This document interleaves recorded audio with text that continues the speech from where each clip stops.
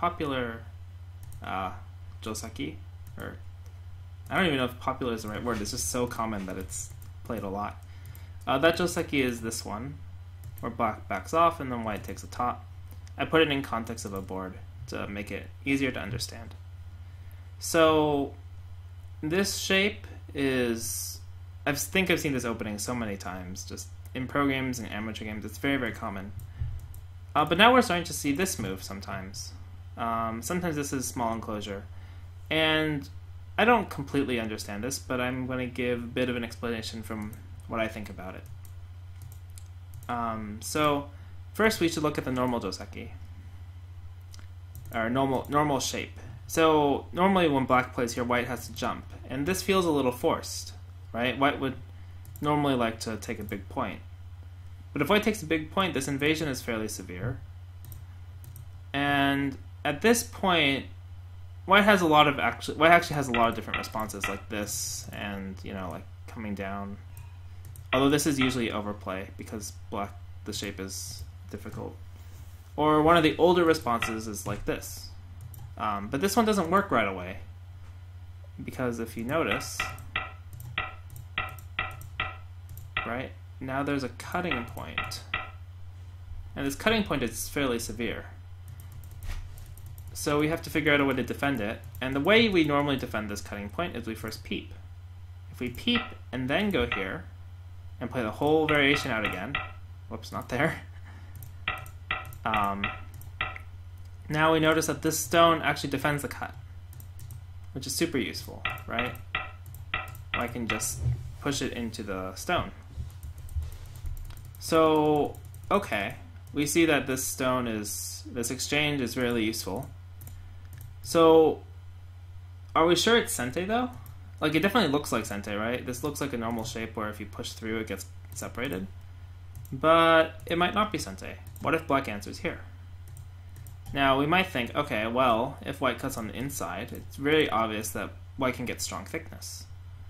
Black has a good corner, black profited at the top, and black gets a ladder breaker, which is actually fairly useful. I have to, like, let's say here. And if white takes, then black can just develop the bottom. I think I'd prefer black. Even though white has really strong thickness here, this position of the bottom is kind of disrupting it, and black has really good profit. This exchange is not necessarily good for white. It's not necessarily bad, but it's not necessarily good either. So I would personally prefer to play black here, especially because this thickness is not the most efficient shape. So, okay, maybe we don't like this, but we could say, we could always cut on the other side, right? And if black takes, then it's really clear that, white can capture a huge corner, which is really big. And this is probably good enough for white. White got Sente to secure a point, got a really big corner. This still has some weaknesses. And, some, like, jumping out here is Sente, because this is strong. So this is probably good for white. But what if black resists like this? This might not occur to anyone because they're like, well, white can just take the stone and everything's terrible, except black can give white problems with the shortage of liberties, right? And now, no matter what happens, it's difficult for white. You can almost fight this. I wonder if you could fight this. I'm not sure. Like, what if you jump here? Well, double Atari. Now you have a lot of Ataris. Still a lot of Ataris. Can you really live as white? I'm not sure. I'd have to read this out. But my intuition is that it's risky, to say the least.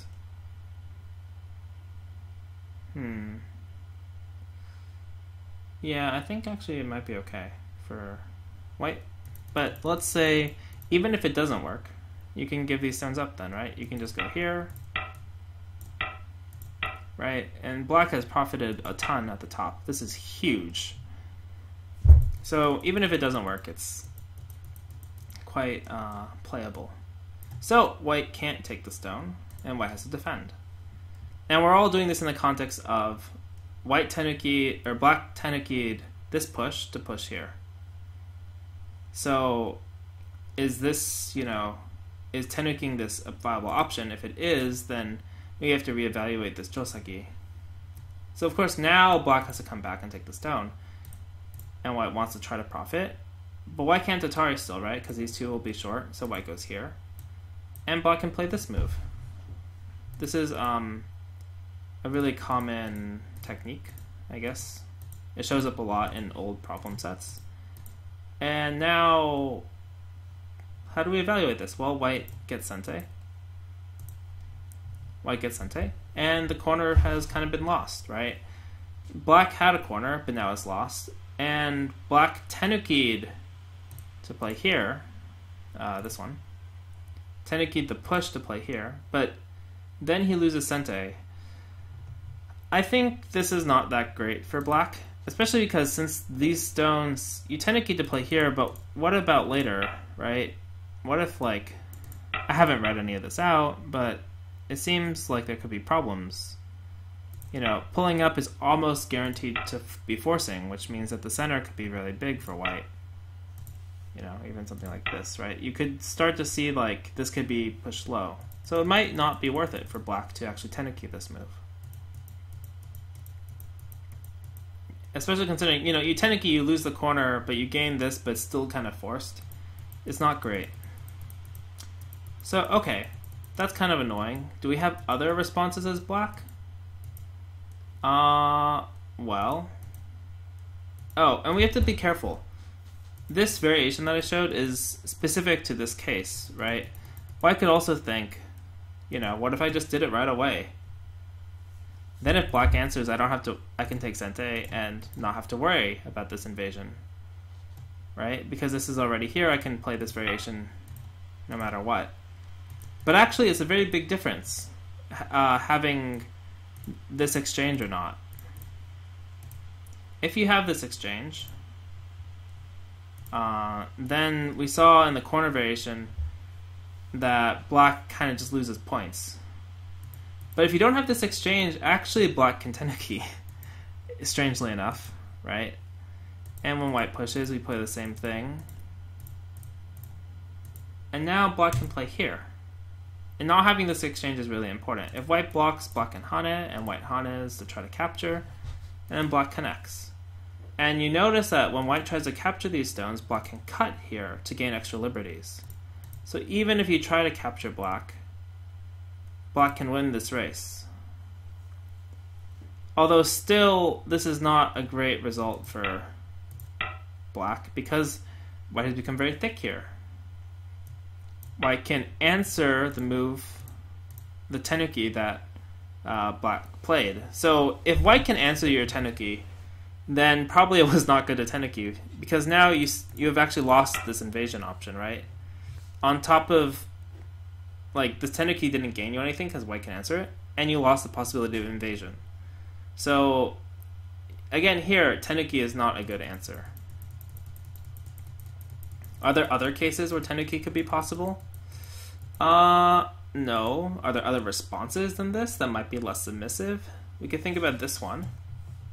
And I'll get to this one in a second. But we could think about this one. But actually, this one, white has a really clever response, which is just a hane here. If black tenukis, white can jump. And now this whole group is being threatened. You can see that even though it's third line, second line, and fairly connected, it actually has very little eye space, right?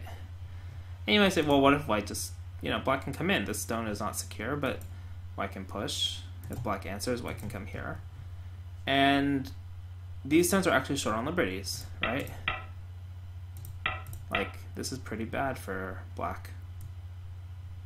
Let's just say here, you have to live. And now black is barely making life. Well, these are kind of useless, and white took the corner. It's pretty terrible. You might say, well, black can take, but white still comes down, or hanes. It's kind of the same thing, right? Like this, or something. Even like this is not the best, because you have, well, Gonna take this shape, and then here. White still has very, very good outside influence. Black's corner, all his stones have been reduced to 2.5 points. So it's, yeah, really terrible for black. So you have to answer this somehow, or you should probably answer this move. But this move, then you've still lost this invasion, right? After all that, you still lost this invasion, because now when, black invades, this move is here. So after this, you still can't, not there. You still can't exactly bridge under. So it actually still fixes the weakness, giving white this exchange. Oops. So this is still not a good way for black to answer white's probe. So it looks like no matter what, black can't really tenuki this probe, with or without this invasion. With or without this exchange, it looks like most of the results are not so good for black. And I said I'll get to this one in a second.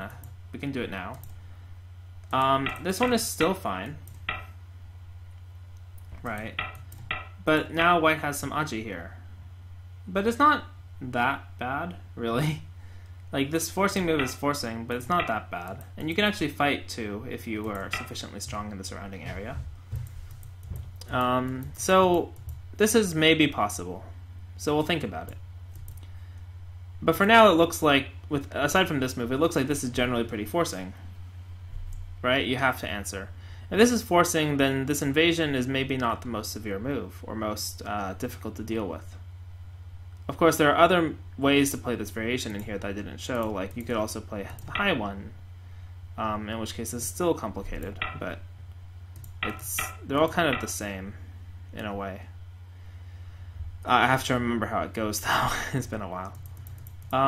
But generally, this move is forcing no matter what. If this move is going to be forcing and helps defend this invasion or deal with this invasion better, then why don't we just play here?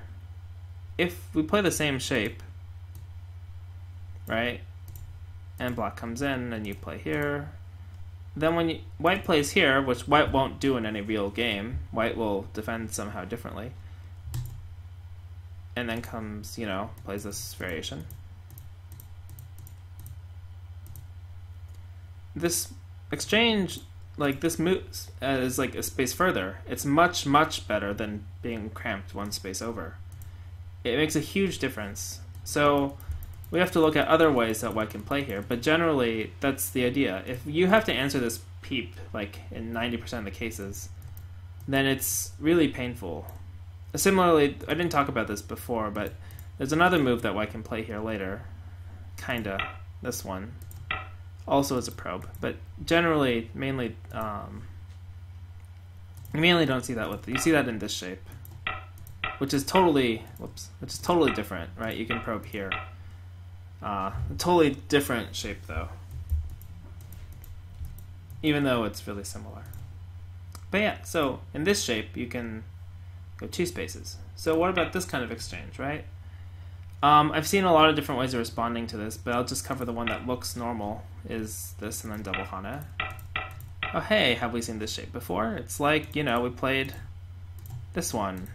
Or we responded to the peep with an extend, and we have this kind of thing.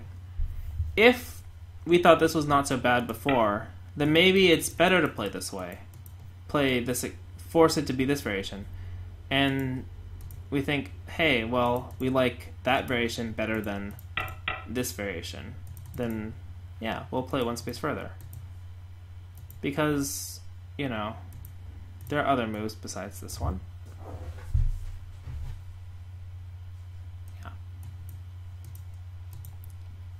So that might be part of the reason why black plays here. There are other refutations of this move too. I've seen this one before. And it generally becomes a huge fight. That's generally what I've seen. But I'm not entirely sure. My guess is that white has a difficult time living. Right? It looks like white has a difficult time living here. So this attachment weakness doesn't seem to really work either. So yeah, give it a try. I know the first few times I've seen it, white played here, which aims at this attachment weakness, and then I saw this move. I was like, oh, is this really modern Go? Is this what this has become? But there's a lot of theory and reading behind even the simplest Joseki, so I thought it was really interesting to talk about and to see how professionals are trying to change little things to gain advantages, right? We're trying to play in a way that we don't have to answer this move to prevent the invasion with this peep.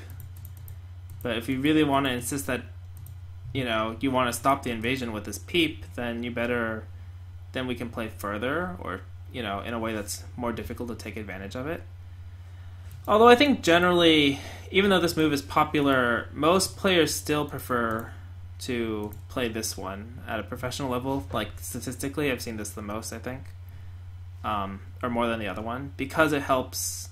Like, the invasion is still fairly severe, even in this case, where Itenuki and, like, you can still kind of get out or connect as black, so it's maybe not super useful. Sorry. I'm getting mixed up. Black, I still see this variation more. I think it's because even though black plays this one, now white might not defend the invasion as much. Also, this jump has value in the corner to attach here. So I'm not really sure what's best, because I'm not a professional and I don't know any of this stuff. But this would be my guess, right? Black doesn't want to have to do this, so he plays some other variation. And then white wants to connect. But then, you know, this is still unclear, right? This still has a lot of weaknesses. Like, what about this one? If this is forcing, then it still works, kinda. Like, right? What do you do? I guess you can Atari here. No, you can't. It's just... have to think about it more, right? Ooh. Right? It's tricky. Huh. How about that? Right? Even these simple shapes have really, really deep ideas and reading behind them. So you have to like really think about it. Like what kind of exchanges you can get. Anyway, this was meant to just be a short video talking about really common Joseki and some depth of variation behind it.